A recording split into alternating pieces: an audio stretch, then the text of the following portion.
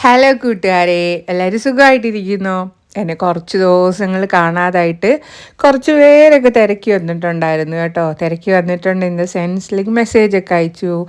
ഡ്യൂട്ടിയുടെ ഇടയ്ക്കൊക്കെ കാണുമ്പം ഹലോ കൂട്ടുകാരെ കേൾക്കുന്നില്ലല്ലോ, എന്തു പറ്റിയെന്നൊക്കെ ചോദിച്ചു. മനുഷ്യനല്ലേ പിള്ളേ, ഇടയ്ക്കിടയ്ക്ക് കയ്യിൽ നിന്ന് പോവും. അങ്ങനെ ഒരു കയ്യിൽ നിന്ന് പോയ ദിവസങ്ങളായിരുന്നു കഴിഞ്ഞ കുറച്ച് ദിവസം. പിന്നെയും ഇന്ന് രാവിലെ ഓഫായിരുന്നു, നമ്മളെല്ലാവരും വീട്ടിലുണ്ടായിരുന്നു. അപ്പം രാവിലെ ബാക്ക് യാർഡിലോട്ടൊക്കെ ഇങ്ങനെ ചുമ്മാ ഒന്ന് ഇറങ്ങി. അവിടെ എന്തൊക്കെയായി, നല്ല മഴയുള്ള ദിവസങ്ങളായിരുന്നു.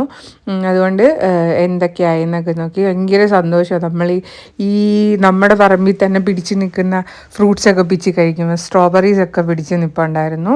ഞാൻ അതൊക്കെ പിച്ചി കഴിച്ചു. അതാണ്ട് വഴുതനങ്ങയൊക്കെ നല്ല വലുതായി വരുന്നുണ്ട്.